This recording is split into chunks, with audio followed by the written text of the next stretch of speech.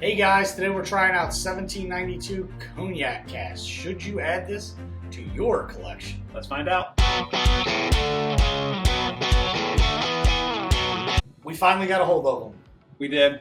I saw when they came out in Virginia. I know. ABC stores. We were waiting for them to come to Maryland. Finally, Jeff, good old Jeff, picked up a bottle for us. Yeah, Nick's of Calvert. I believe it was, what, 50 bucks? 40? It's written on it. $39.99. Oh, so $40. $40 bottle. bottle. Did you pay him 50? I did not. But $40 bottle, 1792 Cognac Cask Finish. It's a 95 proof. I love 1792. So a little bit possibly history here. I was trying to do some research about this. This is like the first release of it, and people are going, I would say, crazy for this. I've heard they're looking at it like the port finish cask. You can't find it. So they're worried that it's not going to be enough produced and they're not going to be able to find it. In Virginia, they put it out on shelves and then brought it back as an allocated. And now they're not just putting it out there, they're putting it on certain days as there are drops per store, which is really interesting, but not fun at the same time if you're really looking for it. Yep. So the history that I found on this, and I cannot remember the source, so if it's wrong, I'm sorry. Fact check it for yourself. Rumors, yeah, is that Thomas S. More series, where they do all their finishes stuff, they have this Cognac cask as well. And that's been coming around since like 2020s or so, around 2020. I would think, maybe 2022. I don't remember exact dates. Didn't take notes on it. Just a quick read on it. Gotcha. So that I don't remember if they're closing out Thomas S. More, but I've seen a lot of places have those on clearance. I have. Thomas S. More is nowhere near as popular as the 1792 series. But what's Thomas S. More and 1792's connection, Tom? They're made by the same distillery. They are. So is this just a rebranding, new bottle, and hype now? Who knows? But nonetheless, even if it's Thomas S. More or even if it's 1792, should you add this to your collection? Is this finished whiskey really worth it? Weird thing is this. I am what Steve would call a 1792 connoisseur. Mm-hmm. I have about 7 different bottles on my shelf right behind me. Not the port, though. Not the port. That is the one that has gotten away from me. This is their newest in the lineup. I'm excited to try it. Like I said, my brother-in-law got a hold of this. It's going to be something good. I don't think I've had a 1792 that I really didn't like. One of the persons from a recent, we did the other 1792 video recently, about Sweet Wheat. They were saying they taste apple, if it's saying. Apple? Apple. I've heard the apple thing before. So I want to see if I taste any apple in this. That's my goal. I don't think I've ever tasted apple on a 1792. Sure. All right, grab me a glass, Steve-O. Let's give it a pour.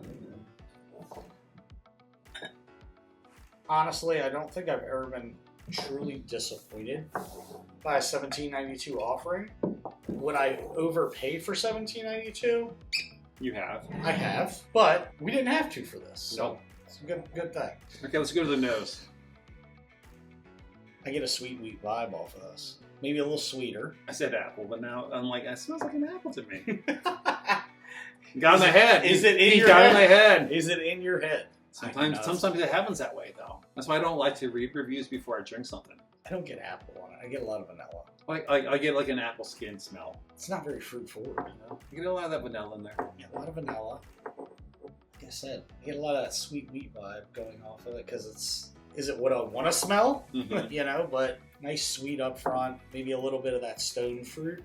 It's that stone fruit. Yeah, I definitely can tell almost that stone fruit itself. Yeah. It has a grainy, almost like a wheated bourbon's grain, smell to it. Okay. I can't explain it more than that. So whatever that mash is they use in it. Yeah, it's very similar. Profile there. Right. You say stone fruit. I get that slight raisin. Like an overripened grape, maybe? There's kind of a winey note to it, if you will. To the flavor. To the flavor. Ooh. More spice than I was really expecting on that. Me too. A lot fuller body. Mm-hmm. Lasting. Good finish. Very vanilla forward. And the stone fruit's very subtle, but it's definitely there. Now, sometimes they taste, I think, with the cognac, almost like a blueberry, right? Yeah. I don't taste that. I actually am going to surprise you. You taste apple? I get a green apple. That, you know, sweet and sour, or, you know, green apple, kind of tart flavor. A very fresh apple. Yeah, very, very fresh. That tartness, you know, you bite into a fresh green apple. I get that. That spicy on the back end is not cinnamon. It's not really a baking spice. Now, I'm not a cognac drinker. What's cognac supposed to taste like? I've had cognac. Okay. It's basically a byproduct of wine, from what I understand. Okay. I don't remember. It's in France. It's a whiskey-esque drink. But a byproduct. I don't know the whole backstory on it. Okay. That's what I believe. Yeah, we're not experts. We just like drinking. I've had Hennessy. It's delicious. Yeah. I mean, I can't tell you last about Hennessy. I had it last week. A couple friends of mine. But this is pretty... In fact, this is getting a second pour for me. Oh, second pour? Yeah, a second pour. We'll give it a light pour. We'll give it a second pour. Because I cannot quite figure out that finish. That spice to it, I can't put a name to it. It's not like a cinnamon. It's not a Red Hots. It's almost like a dull, muted spice. Am I wrong? It's there. The palate on this is wonderful. The viscosity is nice and thick. Would you say it like a peppery spice? It might be peppery. It might be a peppery spice. Huh? A very muted pepper. So maybe like a coriander? I could go with that. Yeah, Okay. something along those I'm trying to lines. think of what's on that peppery spice. spice. It's like a peppery spice on the back end. Coriander might work then. Yeah, coriander-esque. Uh-huh. Very light, you know, spice, but it's drawn out and present enough to where I notice it. All right, so brass tacks time, buddy. Okay. You go first on this one.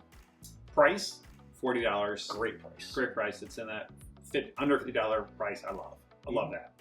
Availability, yes and no.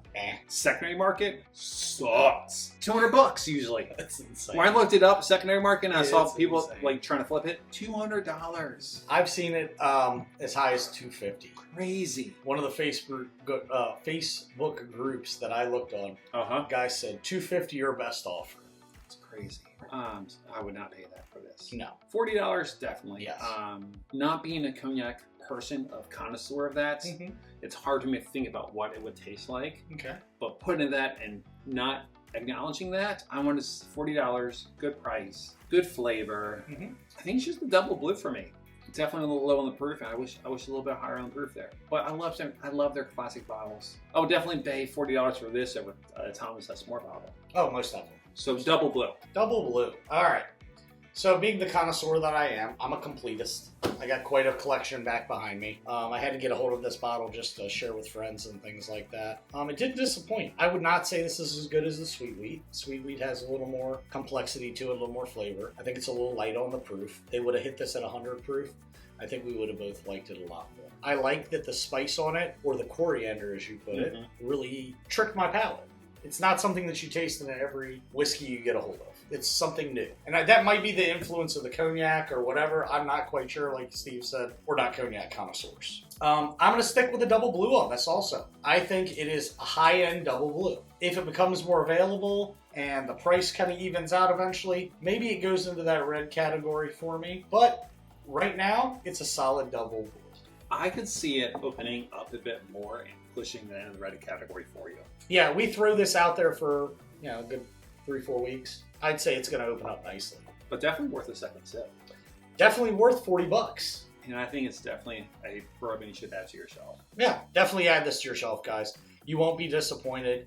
All right, guys, like, subscribe, follow us, guys. Make comments. Let us know what you think. If you've picked up this bottle, tell us how much you got it for. Tell us where you picked it up at. Let us know in your state, or in Maryland, what it's going for out there. Because Maryland's kind of the Wild West of bourbon, guys. You can find anything you want, but you're going to pay. And if you want a sample of this or anything else, hit us out on Instagram. And, maybe we'll send you a sample and some free stickers. Yeah. We'll see you guys next time. Explore the goodness. Cheers, guys. Cheers.